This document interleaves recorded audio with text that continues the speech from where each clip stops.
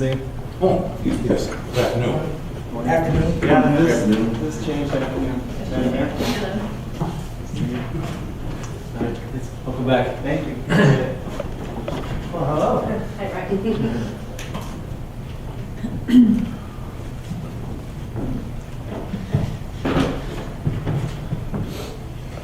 Let's get settled in for the long haul here. Yeah, thank you. I'll get comfortable. Hopefully everyone's had some coffee after their lunch, so I'll try to keep you awake anyways. Entertained. Yeah. Well, Ryan, you got to see our community.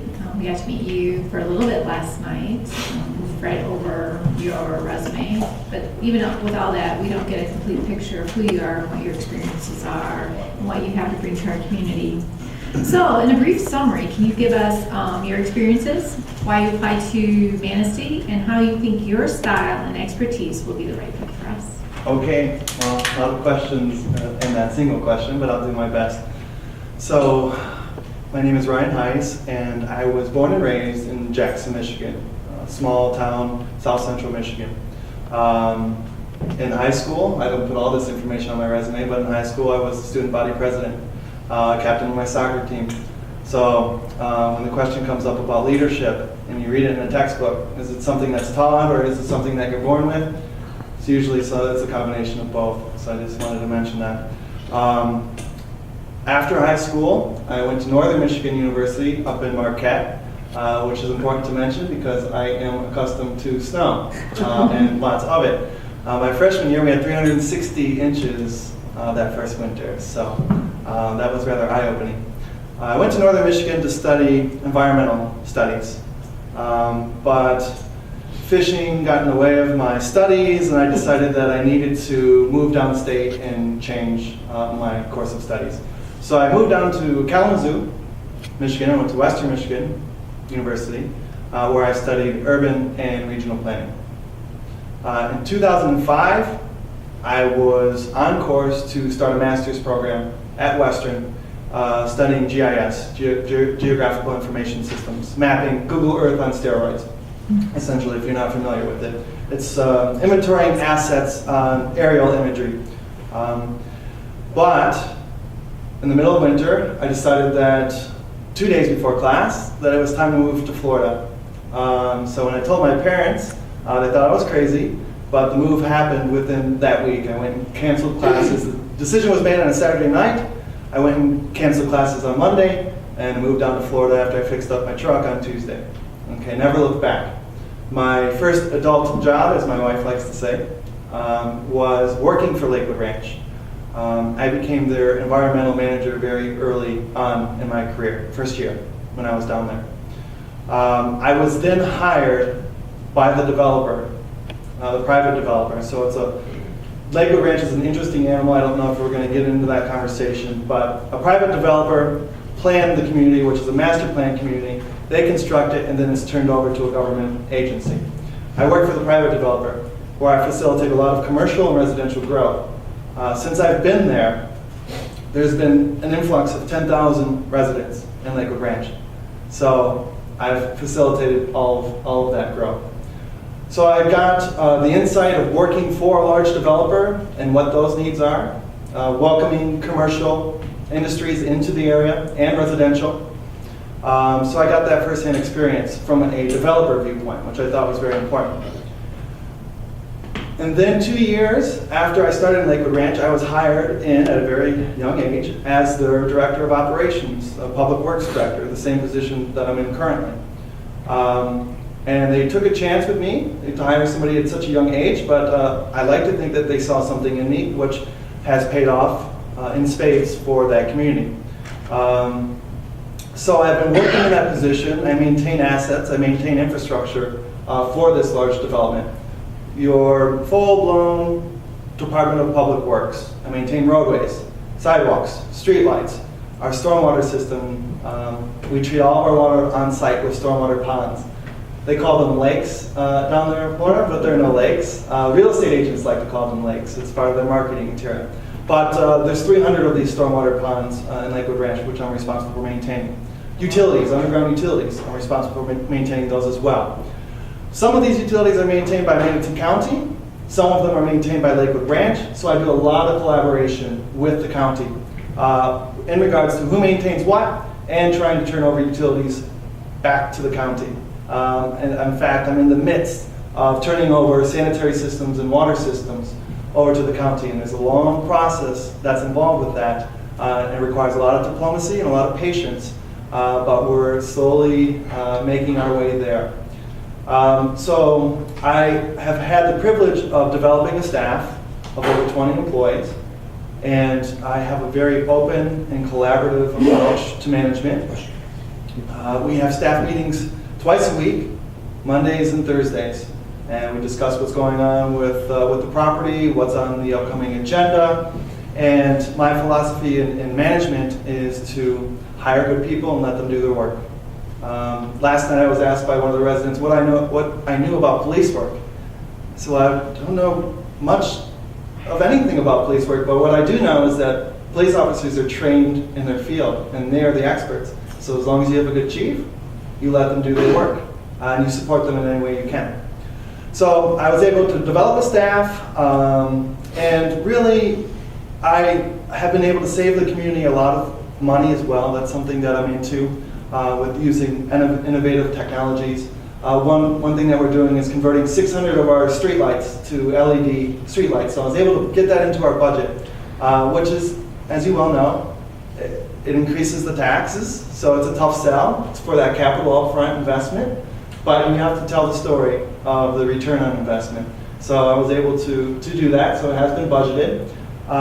And one thing that we're doing with that project is that we have a series of demonstration lights out in the field, as I like to call it, but on our roadway, with different color temperatures, different hues of the light. The LED lights, I digress a little, but I think it's important.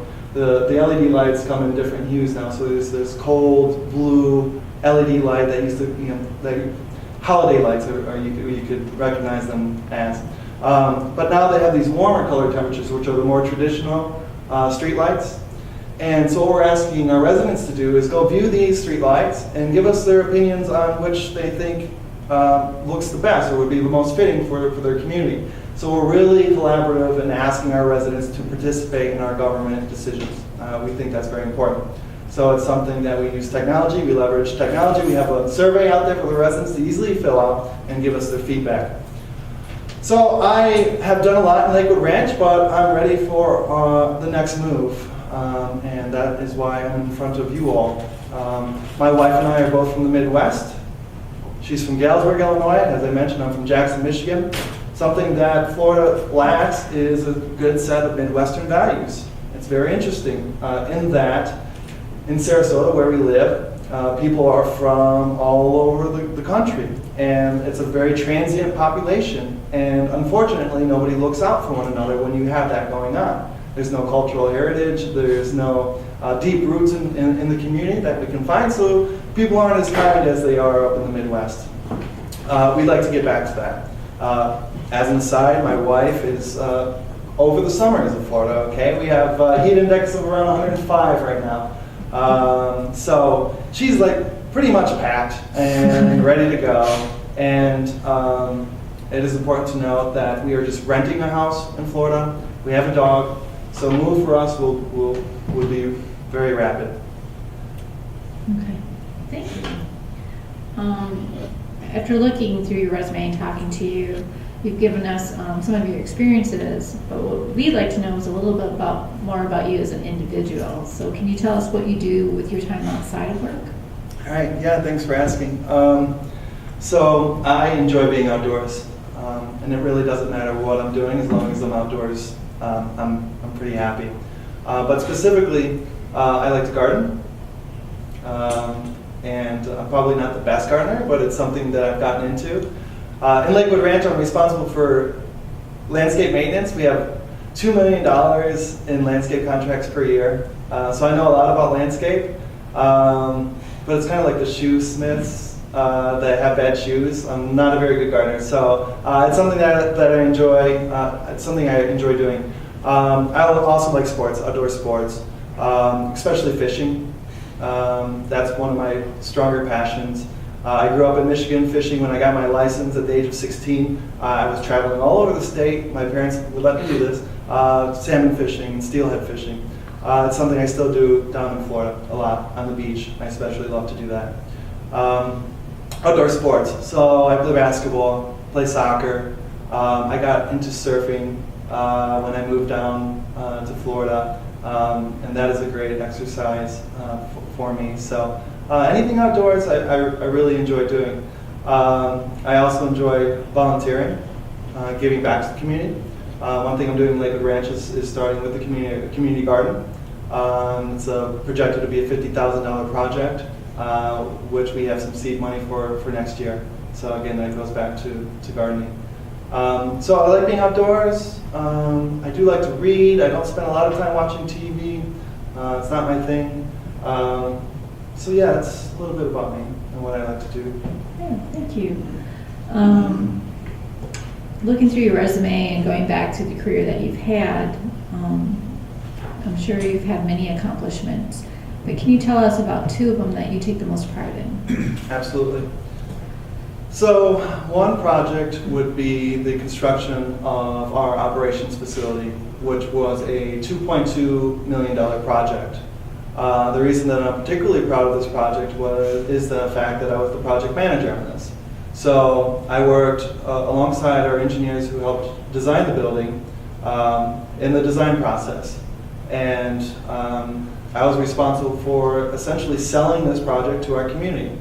And a very interesting thing happened with the project in that there were a lot of naysayers at first, right? Like you have in any city for any big project.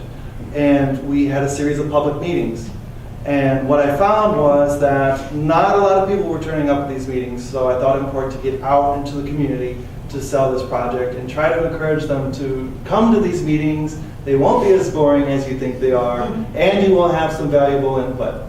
And through a series of these meetings, people were saying, do we really need this at all, to, at the end of the project, saying, is it big enough? Should we not be expanding this? And said, whoa, that's really blowing my mind that we've had this total reversal of thought. So a lot of the people that were most negative were then, through participation, our biggest advocates, which was great to see. The project itself, again, a $2.2 million project, was built on time, ahead of schedule actually, and under budget. All right, so that was a big success because, when do you hear of a governmental project hitting those two marks? I mean, that's good. I'm proud of that one. And then the LED streetlights, although we haven't installed them yet, we are getting ready to. And that project's projected to save us over $1.2 million over the next 20 years, the lifespan of the lights. So our districts had money sitting in the reserves. Some of the money was sitting in their infrastructure reserves. They're not making a very good return on investment with the banks on those funds. So they can make a better return with saving energy. So again, I came up and developed a project along with our maintenance manager through a series of budget meetings, convinced the board that it was a good thing to do for them and for the community. Not only would they save money on energy, but also maintenance needs, and also the streets would be safer because of the light. The lighting is much more safe. It's brighter and it has a better color hue, so you can see things, distinguish certain things so there's a safety factor there. And again, we're being very collaborative, getting resident input on the project, very important. So we're slated to move forward with that. So just another example of being able to save money and incorporate the community into our decisions, and taking a project and selling it to a community and being a leader, stepping out in front and not being afraid to do that. Okay, great, thanks. What I failed to mention before, we have a slew of questions that we'll be asking now. It'll probably take an hour or so, and we'll each are taking several questions, and after we're done with our questions, we'll be asking for input. So Okay, so just so you understand the process that we're going through. So does any of our council members have questions? You mentioned you're in charge of taking care of the roads and that. How old is your infrastructure? So our infrastructure at the oldest is 20 years of age, so it's not very old in those terms. So even though you didn't ask me, I'm just going to throw in something else there. One of the things that we're doing is with our capital improvement plans is even though it's very young, we need to be prepared to replace that 40 years, 50 years down the road. And some of our board members are like, that is not our concern, but in my opinion, it absolutely is, to make sure that the funds are available for when you need to replace infrastructure. So with GIS management, that's something that we're looking at doing is putting a good capital improvement plan in place. Any questions? I do have one follow-up question, going back to your accomplishment that you took a lot of pride in. You said you were at the construction operation facility. You were the project manager. You took responsibility for getting the buy-in. What other aspects of that project were you responsible for? So, construction management. So weekly I would have meetings with the contractor and the engineer to make sure that the project was moving forward in accordance with our Gantt chart that we had the whole project flowed out to be change orders, okay, the worst enemy of any project manager. So I was responsible for reviewing change orders and bringing things back in front of the board and communicating the progress of the project to our residents and to our board members. So really, if there was any questions regarding the project, I took responsibility for answering those and also communicating with our local press about how the project was going. So a lot of media relations as well. Okay, thank you. All right, is there any other follow-up questions? Mr. Cody? Yes, good afternoon again.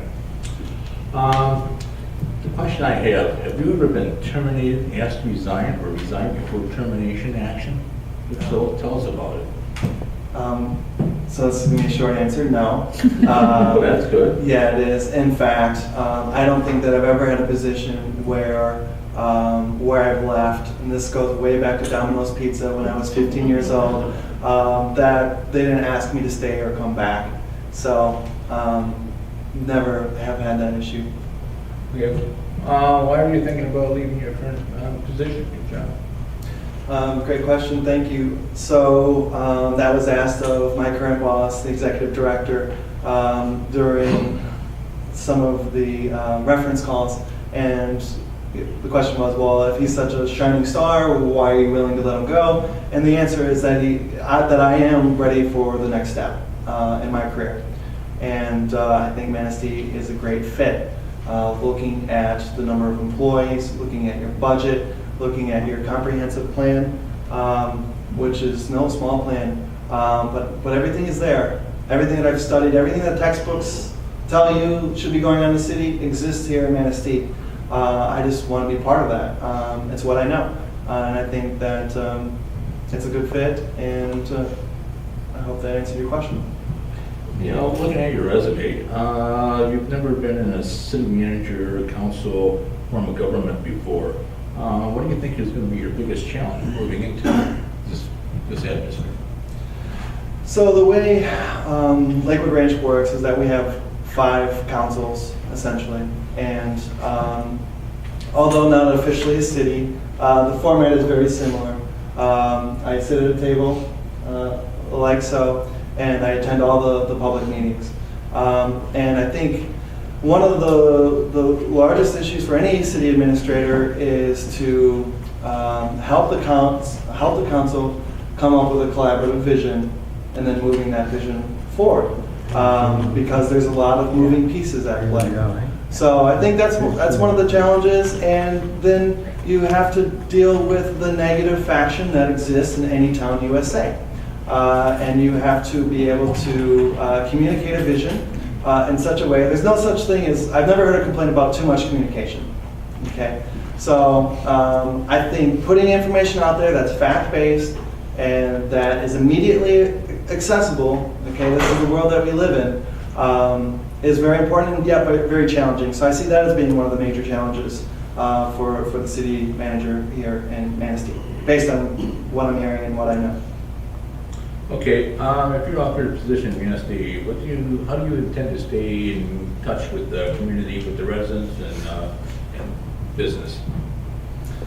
So my philosophy is that community conversations aren't had in a room like this. So you really need to become networked and become a fabric of the community itself. And as an example, I find myself going to the farmers market in Lakewood Ranch and talking to people and engaging people. They have a lot of neighborhood meetings in Lakewood Ranch. I go to these neighborhood meetings. So it's a nice, comfortable spot for them, for your residents, for your citizens. It's kind of on their terms, right? It's not in this uncomfortable space where they can feel like they can have a more open and collaborative dialogue. So I think it's really important to get out into the community and have conversations that aren't held in council chambers. I also feel like social media is a big asset that can be leveraged in an appropriate way to quickly disseminate a message cheaply, okay, fairly inexpensive. But it's not the end-all be-all, and you have to handle that very delicately and got to know what you're getting into when you engage people using social media. And it's not just Facebook, it's Twitter and it's Instagram, and there's a lot of other methods that can be used. So getting out there, networking yourself, and embedding yourself in the fabric of the community, joining the business alliances, joining these membership, these groups, these various committees, making yourself available is very important. Thank you. Any follow-up questions? You talked about collaboration. Can you just give me a specific example other than in a meeting where you were responsible for collaborating the group together and trying to come to a consensus? So I'm sorry, can you ask the question again? Sure. In a meeting, you talked about collaboration, that it was important, especially in the city manager's role. I know you talked about the street lights, but can you give me another example in a meeting type setting that you participated in where you were the person who had to collaborate and get a consensus amongst that group? Absolutely. So in Lakewood Ranch, there's lots of clubs and other organizations. So I'm talking about there's a photography club, there's a mahjong club, there's a Lakewood Ranch Moms Club. You name it, they have a club for it. And as an example, we're getting ready to make some upgrades to our playgrounds. And who better a group to go speak with than the Lakewood Ranch Moms group? I wasn't quite prepared for all the questions and insight that they provided to me, but they had established meeting time, so I reached out to them. I said, we're getting ready to make some improvements to the parks. I would love to talk to you all about what you might think would be some good playground equipment. And it was interesting because I go and have my lunch at the parks so that I can engage with people who are just using our amenities. And I was watching all the moms with the children and dads, and I noticed that all the moms were had workout gear on. So it was my thinking that, wow, what if we had some adult exercise equipment at our children's playground so they could do some exercising at the same time their kids were. But when I met with the moms group and I made that comment, they go, no, we're not interested in exercising. That's comfortable clothing. I said, oh, all right, I didn't realize that. So that is just like a small example of something that I would think was a good idea, but you don't really find out until you talk to the people that are using your assets.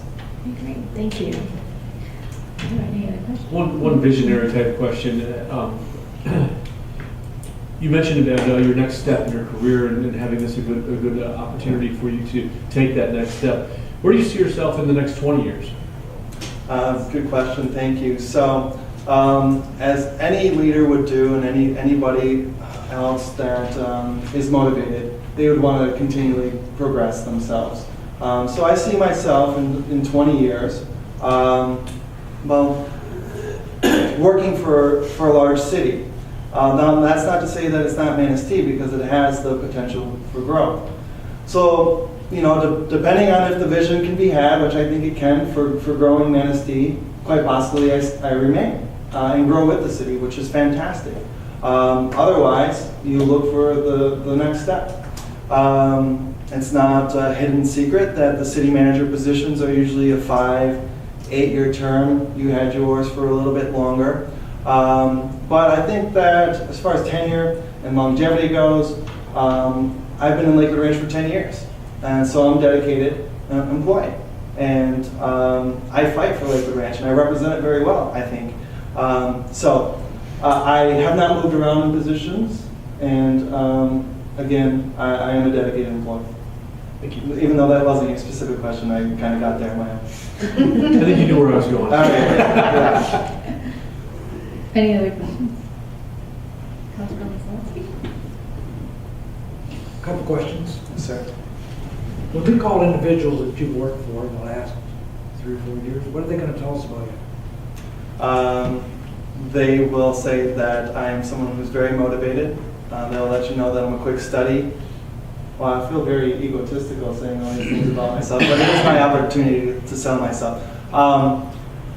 They will say that I'm very motivated, that I'm a very quick study, that I get out and speak with our community members. You will have heard that from my boss, my current boss.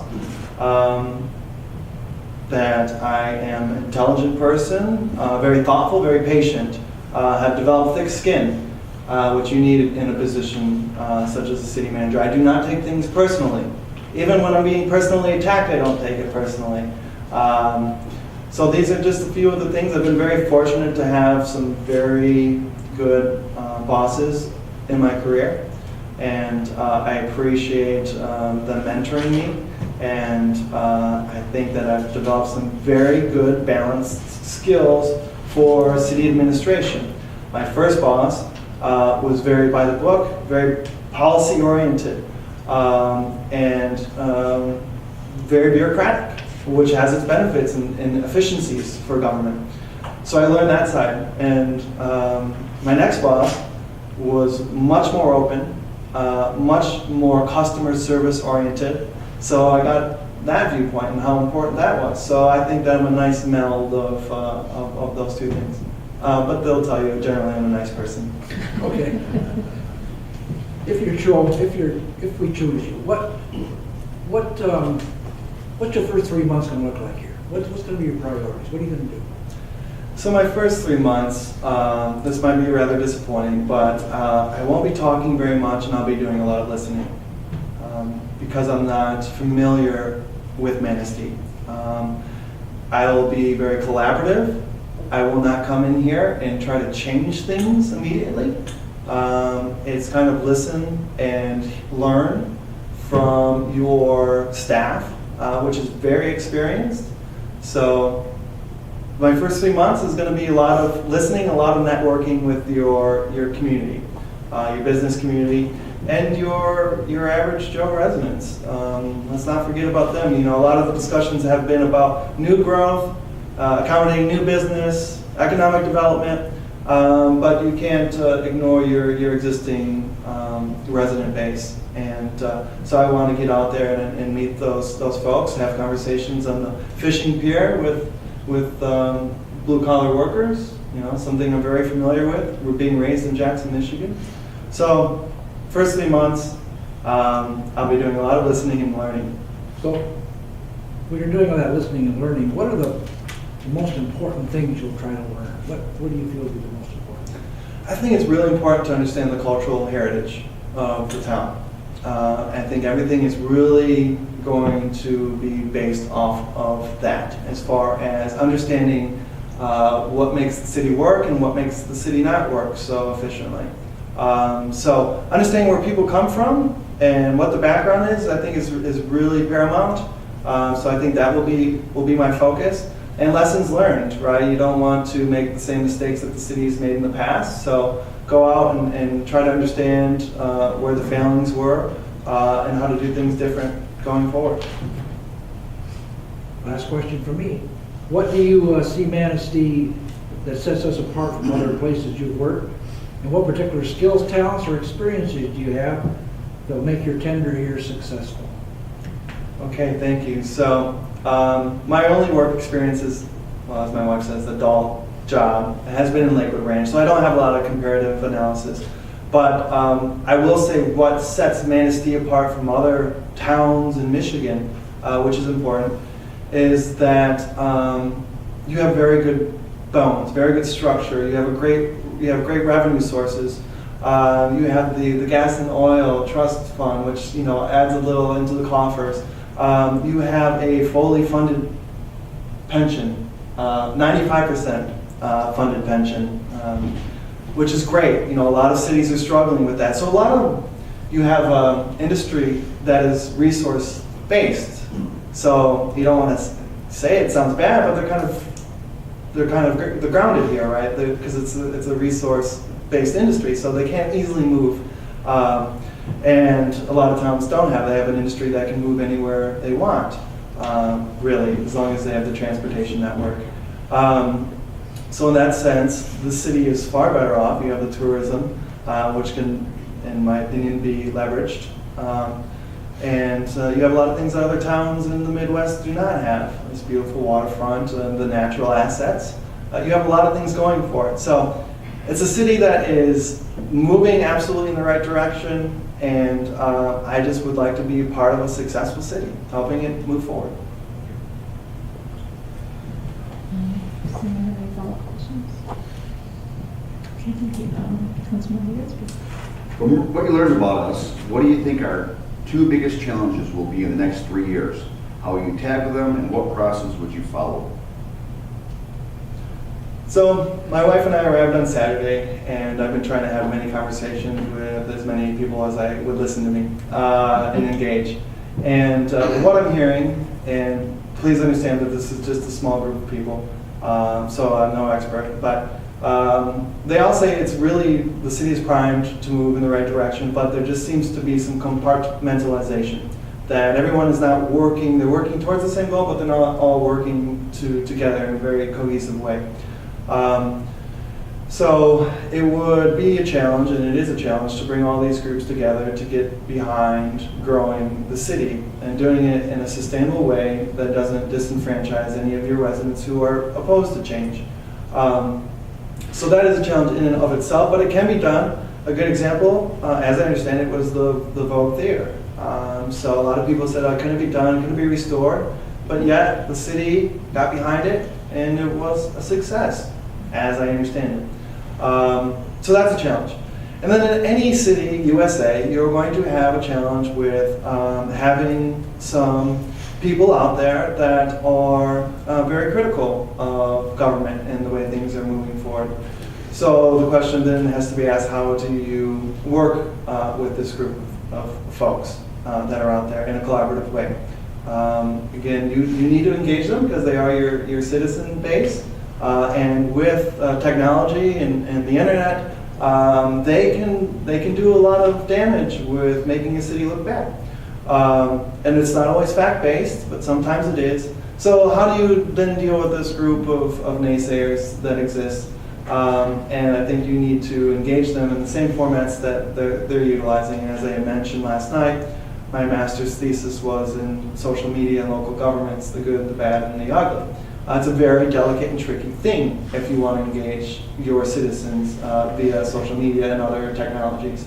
But there is a science to it, there's an art to it, and I'm experienced with this. So those are some challenges with the city. Hope I answered your question.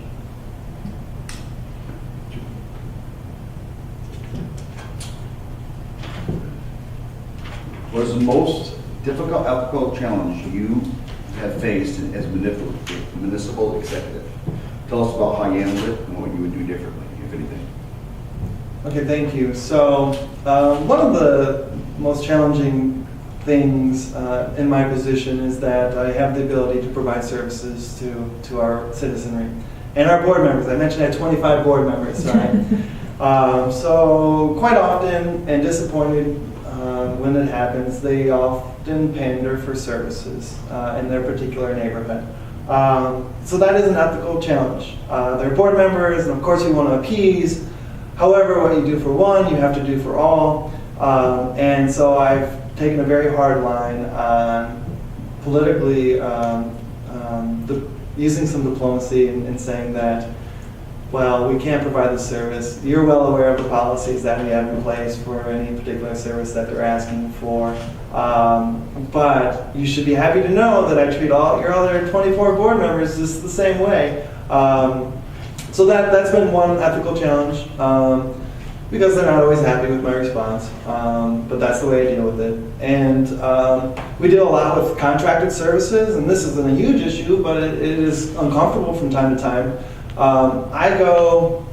They offer to take out to dinner and lunches, and the response is always the same. We can't accept a gift over $100 is the deal. And if we do, we have to share it with all of our employees.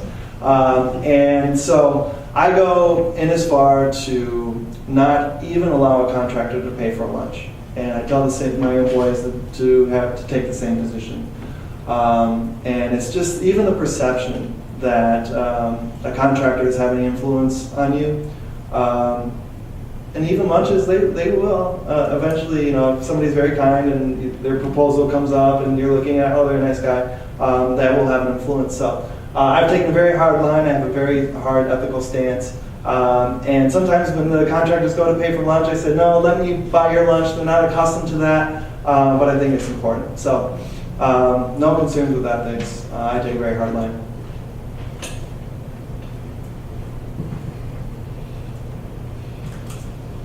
What is your most important skill as manager can you have when it comes to the manager-city council relationship success? What is your 5 words? Yeah, so communication is just so very important. I make sure that information that eventually could end up in the newspaper is expressed to them first, which is not always easy, but I make a point to do that. Unfortunately, with my age demographic, people have learned to not use the phone, okay? But it is a skill set that is important. So if you have an issue, pick up the phone and call the council member and have the discussion about what the issue is and make sure that they're in the know. So nothing upsets a board member more so than being blindsided by an issue that's been presented from a citizen that wasn't shared with the council member. So communication is, I think, just probably the most important on any issue that's going on, and just being open, having an open door policy, and a very collaborative approach. Any other follow-up questions? Economic development. Manistee is, as any small town, is in need of economic development, both commercial and industrial. Have you had challenges with that in Lakewood? We have not have any challenges with that. Lakewood Ranch is well positioned in the state of Florida for continual growth. As I mentioned, we're the 9th fastest growing community in the U.S. So that's a marketing statistic, and I'm not sure if that's based on residential and commercial growth or the number of people in the area, but it is a fact, and it has not been an issue because we're well positioned near to the I-75 corridor, and we have the beaches, and Tampa is only 45 minutes away, so we have a lot. Lakewood Ranch has a lot going for it in that way. So as far as people moving in and wanting to move into Lakewood Ranch, that has not been an issue. My job has been to facilitate that rapid growth with both infrastructure and maintenance. Maintenance is really important. Mentioned numerous times in your comprehensive plan and your strategic plan is to eliminate blight. Okay, that is something that does not exist in Lakewood Ranch because I'm the blight eliminator. This is what I do. I make sure everything looks pristine because businesses are looking for attractive, well-maintained environments. So I have a keen eye for aesthetics, and my wife also helps me with this. But to give an extreme example, we pressure wash our curbs in Lakewood Ranch. All right, who knew that people wanted their curbs pressure washed, if that was a thing, but we do it. And that's because curb appeal does not start in front of a home or a business. It starts at the entrance of your community. And I think most real estate agents would agree with that, although I am not a real estate agent myself. With the economic development, do you have industry in Lakewood City Ranch? We do. It's rather limited industry. It's light industry, but it does exist, and mostly light manufacturing. So pretty much No big industry, just light manufacturing of certain technological products. And have you been involved in bringing these businesses to the city? So my responsibility is not the one who is marketing and bringing them to Lakewood Ranch. Where I get involved is at the very forefront when they say we've got our zoning correct and we're ready to construct. And then I'm sitting at the table with Manistee County and the developer and Lakewood Ranch, representing Lakewood Ranch, to make sure that their transition is very easy into Lakewood Ranch. We accommodate growth. We don't want to get a bad name for being difficult to work with. So it's my job to make that as easy a process as possible. So we're talking about utilities and again, the maintenance and the infrastructure that needs to be in place. That's my job, is to facilitate that growth, but not to market and bring in that business. However, I am a member of the International Economic Development Council. This is the largest group in existence for economic developers, 4,500 members strong. I am seeking my certificate in economic development, so it is something that I want to strengthen myself in professionally. Perhaps I can do that alongside with the city of Manistee. Then just one more follow-up question. How do you see yourself if you are granted the position with Manistee, bringing new industry into town? Either be heavy industry or light? So I think that Manistee has a lot going for it in that they are prepared for bringing industry into town. So you have your Renaissance parks and you're ready, you have utilities and you're ready for that growth. So then the question becomes, what sets you apart from all the other cities that are doing exactly the same thing? And I think where I will be able to help Manistee is selling your vision, marketing, selling your vision. Going to these economic development council meetings that take place throughout the nation and saying, we are Manistee, this is what we have to offer, and this is why we can't be beat. So although I'm not in sales, I do sell the vision of Lakewood Ranch when it comes to construction and facilitating new growth. I think I can do that with Manistee as well. Thank you. Any other? I have one. Lakewood seems like it's a newer community than 20 years is I think what you said, the older. Yes, ma'am. And you talk about, but I also get the feeling that that community has a sense of wealth. Our community is made up of multi-generational, different economics, statuses, and you talked a lot about blight, and people will talk that here, but it's not always a situation where somebody can afford to address that sort of thing. What kind of skills that do you feel you possess to help address the different economic structures that exist here within Manistee and addressing some of the concerns that you've seen while you were driving around? Okay, thank you. So I'm going to kind of give you a 2 or 3 part answer to that. One of the reasons that we're moving back to the Midwest, my wife and I, is that what exists in Lakewood Ranch and Sarasota is not normal as it relates to economic demographics, okay? It's very wealthy. I don't want my children to drive by a high school parking lot and look at a parking lot full of Mercedes and BMWs, these are the students' cars, okay, and think that's normal. It's not. I was raised in Jackson, Michigan, okay? It's not the most affluent town. I was raised right on the fringes of the city. I go back to my home and I look at what's happening there, and what I see is that people aren't taking as much pride as they should in their homes and in their community. So how do you restore that? And so one of the ways that I'm actually working with the city of Jackson and my father in particular back home is starting a small community garden. They've started knocking down homes, it's so bad in Jackson. It's part of their economic development plan, getting rid of these blighted homes. So now you have these empty spaces throughout in the city parcels. So I'm trying to start a community garden and getting the residents involved with knowing who their neighbors are and taking some more pride in their community. And with that comes a kind of a groundswell movement, organic in nature, that starts out with flowers. And then next thing you know, people are making improvements to their homes, painting. And there's a lot that the city can offer, I think, as far as incentives to restore. At least put some paint on a kind of a broken window theory, right? Where you need to eliminate it where it exists. If you can help restore the pride and give some help to do that. So I am familiar with my hometown and my own experiences growing up with all economic statuses. So it's very fluent, but it's not normal in Lakewood Ranch and Sarasota. Okay, thank you.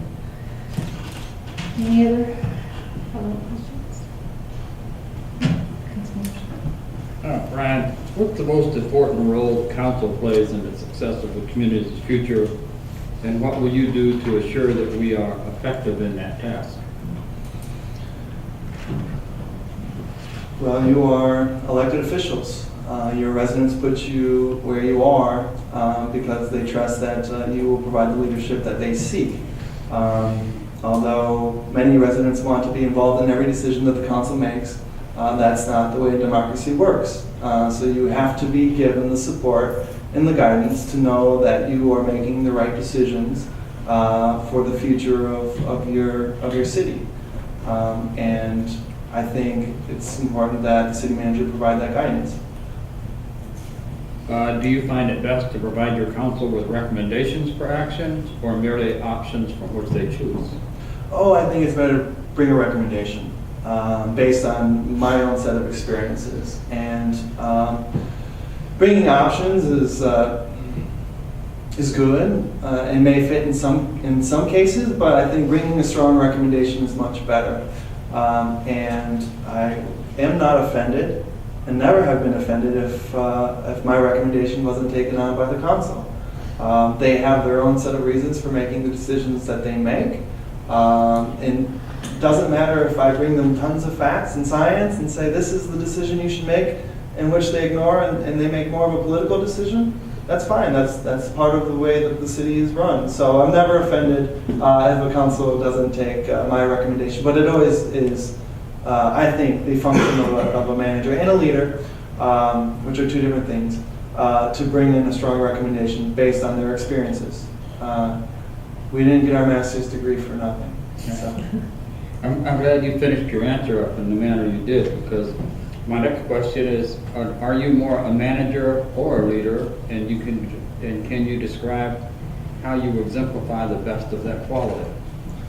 So a manager, in my opinion, manages things, paper, widgets, things. But when it comes to dealing with people, that's where a leader comes into play. Both are important. So administratively, you have to manage all the records and be very organized, and that's a very important skill set. But leadership is something different, where you get behind something, you have a very open and collaborative approach with your department heads and the council, and you lead people, you don't manage people.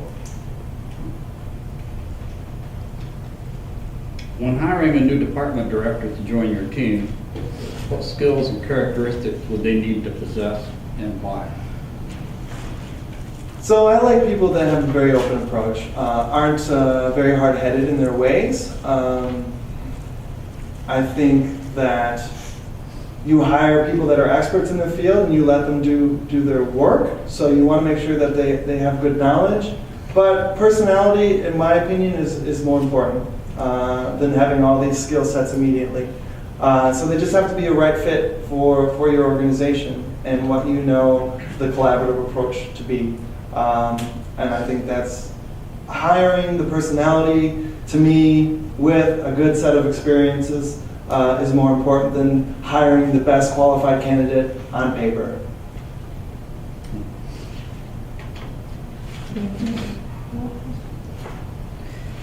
I have one you had to deal with a lot of different board members. Was there ever a time that your opinion, you felt so strongly about that opinion, was not accepted by the board members? Can you tell us a little bit about what that situation was and how you went through to possibly have those board members see your point of view and result of the end result? Oh, this is gonna sound bad, but I can't think of one that they didn't take my recommendation, but there's gotta be.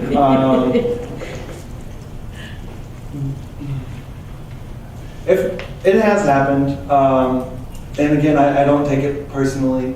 Everyone has their own set of history, and their own background for making the decisions that they make. And something I tell my staff members that I work along with is that we can present them all the facts, and they can make a decision that is in fact based, and it's not for us to say that it's a wrong decision. And don't take it personally. Move forward. Make your opinion known, so that when things go bad, we can say, you told you so, in the nicest way possible, of course. But nothing jumps out to me. Have you ever had anyone just jump get in your face and totally disagree with a position that you had taken? Yeah, I have, but usually I come back around to understanding where I was coming from on something. And sometimes, during these council meetings, people rush to judgment, okay? And I don't challenge the council members. That's not the right time to do it. So you let them say their piece and say, you understand where they're coming from. And it's then somewhere thereafter you call them up and say, look, I know things got a little heated there. This is where I was coming from. Let me make sure that I understand where you're coming from. And usually it just results in some miscommunication somewhere along the line. We probably both had the same objective. We just had different ways of getting there. And have you made those phone calls? Absolutely. Every week. Let me follow on Mayor Kenny's question there. Can you think of an example of where you may have made a recommendation that was not embraced by your governing body? And then tell me, did you support their decision? We used to have a military thing where, when the boss tells you this is how it goes, if you can't walk out and support it like it's your own idea, you'll be undermining it and dooming it to failure. But how do you handle such things? So yeah, one thing that comes to mind during our budget seasons, we present a lot of budget requests, and things get cut out. And I saw with your Department of Public Works, your big $400,000 vac truck. All right, beautiful piece of equipment. I try to get into our budget a vac truck and explaining the costs and the benefits to the vac truck. Long term, this is going to save us money. We don't have to contract out for this service. When we have an emergency, we'll be able to quickly attend to it. And gave the pitch. And they said, no, we don't want it. Ultimately, I agreed, with their decision. And again, I think that it's not my place to. It's my place to have the dialogue and present the facts and show them where I'm coming from. But I'm perfectly comfortable with their responsibility to their constituents to keep budgets low and to provide efficient services, and some of the political ramifications that I don't have to deal with personally when they go and have coffee with their residents. So I totally respect it and respectfully fall in line with the decisions of the council. I have a quick follow-up. You manage, you said 25 people underneath you, right? Something like that? 21 with the new hire, yes. Okay. Have you found situations where one of the 5 boroughs that you deal with, 5 council members with each different division, have gone out and tried to direct those staff members directly into doing something that, hey, they see in their community that needs to be done? And how do you handle a situation like that? Many times over. Happened very early on in my career with district board members trying to provide direct direction to staff. And the way that I dealt with it was, one, I addressed it with the council member, and I asked them very nicely to stop providing direction to staff, and explained the position that put me in as a department director. So after having the discussion numerous times with numerous council members, I knew that I wasn't going to be able to change the behaviors of those council members. So no longer did my focus stay on the council members, but rather the employees that were taking direction. So then that became my focus, is to talk to those employees and say, hey, next time you get that request, just channel it to me. And I'll call the council member and I'll ask them exactly what service they're looking for, and I'll have the discussion. Not putting them in an awkward position either, but just to pass that request along to me so that I can have the conversation, just so the council member knew that I knew that they were providing the direction, but I knew I wouldn't be able to change the mindset of the council member. So I was managing it internally.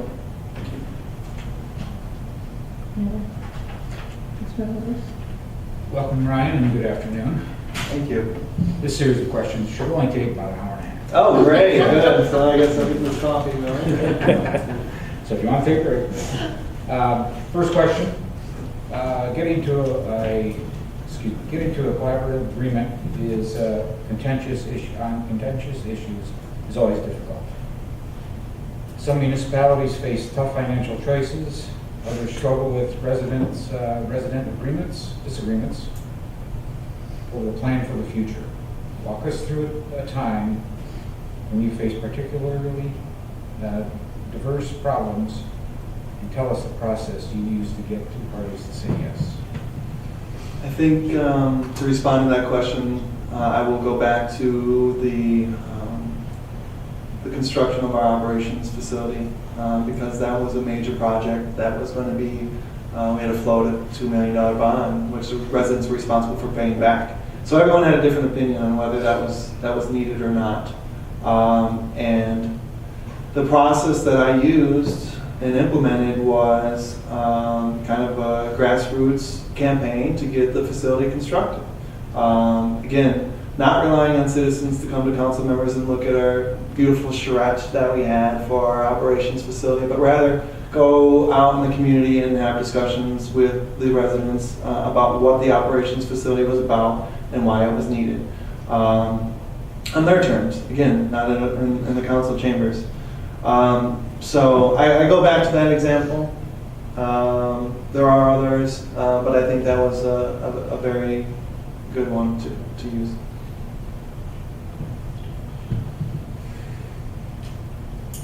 Next one, looking back over your career,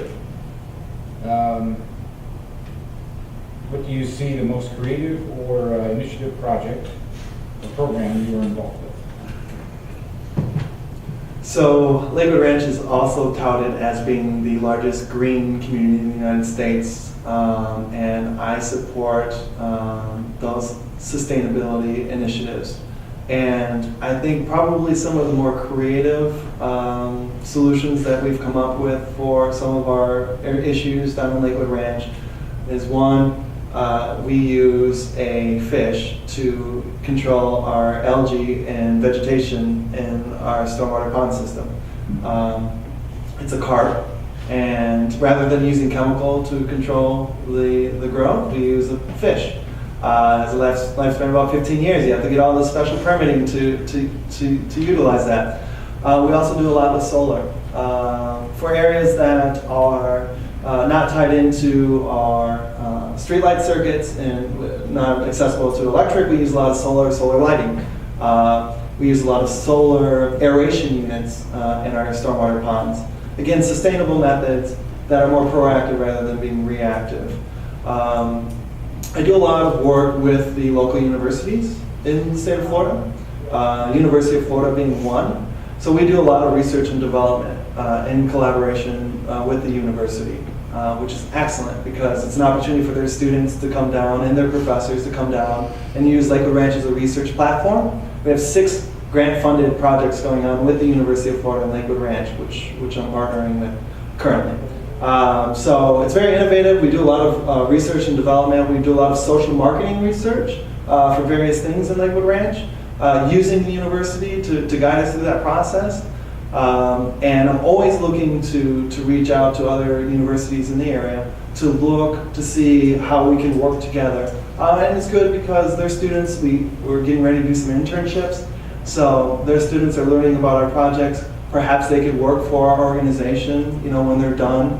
So those are some of the other innovative and creative things that we're doing. Is partnering with a lot of the academics in the area to see how we can leverage a lot of the existing young population to help out, and they're free. So that's good too. Thank you. And every Michigan community has faced severe financial difficulties over the past decade. When you look at our budget and forecast in the next couple of years, what do you see? And what are you going to bring to the table to help us meet and manage those goals? So, in Lakewood Ranch, when the market fell out in 2006, 2007, in every community in Florida, everyone was asked to do more with less. Okay, we've heard that a lot. So I challenged the employees to get creative with our solutions, and knowing that we were not going to be able to increase taxes, we were going to have to provide the same level of services or more. So what were some of the creative solutions that were going to help us do that? What we ended up doing is a lot of private-public partnerships, outsourcing a lot of our work where it made sense. And so we had to do a cost benefit for each scenario to bring in private contractors again where it made sense, because it was more efficient and it was cost us less, quite frankly, because we weren't paying insurance, what have you. So that was just one way. It was just challenging our employees to be creative and think of new ways of doing things. Also looking for opportunities to bring in other revenue sources into Lakewood Ranch, again, grants being a good example. With the city here, obviously roads, I don't know if it's one of your questions, I imagine that it is at some point. So you're looking to the state of Michigan to make a decision on how they're going to disperse their roadway funding. But then the city has to ask itself, is it enough to meet our expectation and level of service? And are we going to need to tax ourselves essentially to make that gap, which may exist. So seeking grants, seeking cooperative funding with other interlocal government agencies is very important, and being creative, thinking outside the box, something that I'm known for. You mentioned when the bottom dropped out in 06, 07, 08, you contracted with private companies for services, and your staff, did you have layoffs? Yeah, we did. Most of our staff was lost through attrition, but then there were some cuts that needed to be made, and those were obviously very challenging. And I was responsible for being that person. And if it's explained in a way to your employees, it's challenging, but they seem to understand the situation. So what was your question, sir? No, that was it. Okay, good. Now, at that time when the bottom fell, your staff was how many? We were up to 26 at one point. I think we got it down to 17 at that point in What time. is the current staff right now? It's 21. 21. Yeah, So so you did bring back. Yeah, so it's been in flux, and again, we do partner with private contractors, so that's something that's constantly being evaluated for all of our services. Just an example would be we maintain a lot of PVC signage throughout our community. So is it better to purchase the pressure washing equipment and maintain it in-house, or is it easier to contract out and let these vendors, that are small vendors in your community, provide that type of service? So still you're paying somebody that's embedded in the town, and the funds get recycled within the town, which is great. But that type of cost benefit analysis needs to be done. I think public-private partnerships is in some ways the way of in many respects. Is your department unionized? They are not, but many of our staff think they are. So some of them did have a union mentality, but I have not had any direct experience with union negotiations. Not contract negotiations, but not union negotiations. I have one follow-up to that. It's kind of jotted down on a question before that, but you had mentioned some things about recommendations to your council or to the board, and it brought to mind our infrastructure, not only our utilities, but our roads and systems are very aged in some areas in very depleted situations. And you had mentioned that you'd make recommendations for funding those into the future. Could you expand upon that a little bit? You mentioned like 40 years, and they're like, well, that's not our responsibility. Because really, we're looking at a situation in Manistee. We have aging roads, aging infrastructure that is going to need some long-term planning. And can you talk a little bit about what your ideas were there? Yeah, absolutely. So specific to roadways, I've been responsible for implementing 3 pavement management analysis for our community. So these are pavement condition indexes, and I think you have an asset management plan that lays out the same thing. So I've been responsible for having 3, getting ready to do 2 more. So this is to ensure that our road reserves, and we have a specific road reserve, are well funded to, again, meet our level of service. And that is a policy decision for the board. What is the expectation for the level of service? 1 pothole per quarter mile, or is it 30? What have you. Also, we're leveraging GIS technology for asset management. Okay, this is a beautiful thing. So we have lots of valves, lots of underground utilities, and those have an expected lifespan. Our landscape even has an expected lifespan. We just have lots of landscape out there. Again, $2 million in contracted services, but high dollar landscape. Palm trees that are worth $10,000. So again, those have a lifespan, and you need to be able to replace them. That is the expectation from your citizens when they die. So back to the GIS asset management. So we're going out and we're inventorying all of our valve locations, and we know the existing condition of all of those assets. And then we put the expected lifespan for those assets, and then I will be able to make a firm recommendation on the infrastructure reserve that needs to be in place for when those systems fail.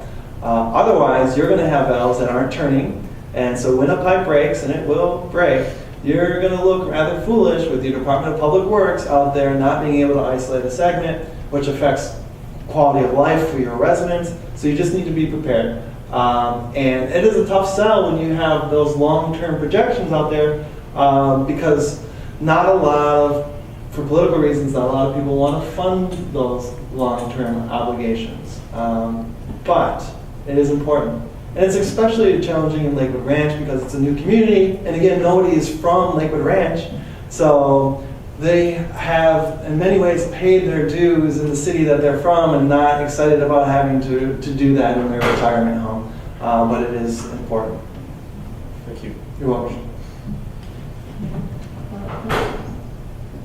Any other questions? All right. I just have one more question. Many people, we've had a long, rich history, and many believe it's time for us to strategically and purposely chart our next direction. How would you help us to get to an agreed upon vision, and what would you see as capitalizing on us to reset a unique sense of place? So, I'm going through your comprehensive and strategic plan, again, all of the textbook visionary stuff is in there. I just want to be in a position to take all that stuff that's in the plan and make it real and carry it forward. And so I would be able to help the council and guide them and have the discussions, bringing paper to reality. And I think, again, that it's really important that once that vision is collaborated upon, which requires your citizens getting involved, I will be able to carry that vision forward for the city. I feel like that would be one of my major assets for the council. Not only making recommendations, but carrying the council's vision forward into the community and marketing it and telling a story. And telling it a fact-based story, which I think is really, really important. Thank you. Is there any other questions any council member would like to ask? Okay, well, now it's your turn. I'm sorry. Is there any other questions? Well, we didn't go through my 3, but he answered a lot of them during the course of his discussion, so I guess the only one, no, we're good. I feel I got what I need. Everybody? Okay. No, actually, I do have one. And I apologize for that. It was the one that popped up, that wasn't part of my responsibility, but you did your master's on this, and I think it's kind of relevant for a community that is small and doesn't have a lot of resources. Talk to us a little bit about your comfort with technology and how do you leverage technology to create communication streets for our residents, as well as receiving information back from our residents. Yeah, so that's tricky. So I'm considered a millennial, and with that doesn't automatically grant you the certificate that you know everything about technology, but let's just put it this way, that I've never been in a classroom without a computer, okay? So I'm very comfortable, familiar with leveraging technology to quickly and fact-based disseminate information very inexpensively to your residents. Few challenges with that. You have to decide what is going to be your go-to format for communication. It shouldn't be the Facebook page. That should be, my opinion, that should be secondary. It should be your website. If people want information, they ought to go to your website. So your website needs to be very user-friendly for all age groups. So you have to make that as friendly as possible. Your Facebook site, is well managed. I've reviewed it, and one of the challenges with the Facebook site, and I explained this to Lakewood Ranch when we were developing our own, was that you need to be prepared to engage your citizenry. Okay, two-way dialogue. All right. So if you're going to go out there on social media, you need to be able to get a lot of criticism, but respond to it in a fact-based manner. But don't engage in a back and forth battle, because some people are looking to have that with you. So just put the information out there. If somebody criticizes the information, well, you can respond and say, well, here's where you can find the information that you're seeking. It's on the website, it's on this particular page, because your website is quite thorough. And sometimes it's difficult to navigate it and get to the information that they actually would be seeking. So you can accompany that with your Facebook site, directing people to the correct information on your government website. And again, it's not, this technology is evolving, so it's not going to be Facebook in 5 years. It's going to be something else. There's Twitter and there's Instagram and there's other ways to communicate messages, and again, that's going to constantly evolve. So it is an interesting and complicated thing to do, to engage people with social media. But it is effective. It is a good way to push out information. In Lakewood Ranch, we have everyone's email address. Okay, so we're able to put out public messages via email, which this morning I was working on something with the roadway project that we have and making sure that the message was getting communicated, which road was going to be shut down at what time, what have you. If people don't want to get emailed, that's fine. That's up to them. We can take them off our email list. That's not an issue. And the other thing with the Facebook and other technologies is you really need somebody that's at least has some staff complement that can be dedicated to that job. It's actually, it takes a lot of time and dedication. Again, the message has to be crafted very intelligently, and the facts need to be put on there, and it takes a while to do that. And market yourself. It's called like cute puppy politics. But the same marketing strategies that are put out on the internet, you have a puppy and a picture, you're going to get 100% more people viewing that, can be leveraged in a city. Lakewood Ranch, I was making some YouTube videos that explained the different services and issues that are going on in Lakewood Ranch. And shamelessly, I used my puppy to get people to go and watch that. Pick up your dog waste was the particular YouTube video on that one. Quite interesting. So, I hope I answered your question. Yes, thank you. Thank you. Are there any questions for us that you feel you need to know to help determine whether this is the right place for you? Well, as I mentioned, your website's very thorough, so I was able to go through that. Also, your strategic and comprehensive plan, which is also very thorough, some light reading with that. I've gone through that. So the questions that I would have, it's difficult for the council to answer because they probably have different opinions, and I would not like to start a debate at the end of my interview. But I guess one consideration, if I am lucky enough to be considered, your top candidate, something that I'm interested in is continual education. So would the city be willing to pay for continuing education, and or do they already have that policy in place? We have that policy in place. Okay, that's good. So other than that, no, I've had a lot of great discussions with a lot of your residents and a lot of the council members last night. Thoroughly enjoyed it, my wife as well. So thank you for that. And if I haven't said this, I'll say it now. I do want this job.